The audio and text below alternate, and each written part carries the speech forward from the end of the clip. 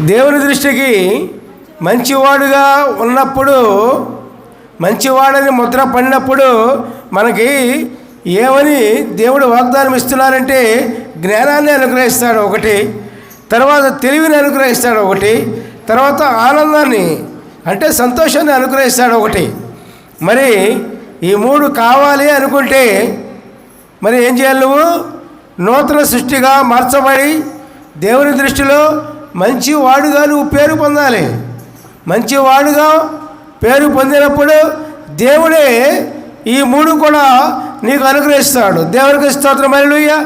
తర్వాత అయితే ఇది జాగ్రత్తగా గమనించండి. అయితే దైవ దృష్టికి ఇష్టడకు వారికి ఇచ్చుటకై ప్రయాసపడి పోగిచేయు పనిని ఆయన పాపాత్ములకు ఇచ్చును, పాపాత్మునికి నిర్ణయించును. ఇది వ్యర్థమై ఉన్నది. దేవునికి స్తోత్రం, హల్లెలూయా. Praise the lord.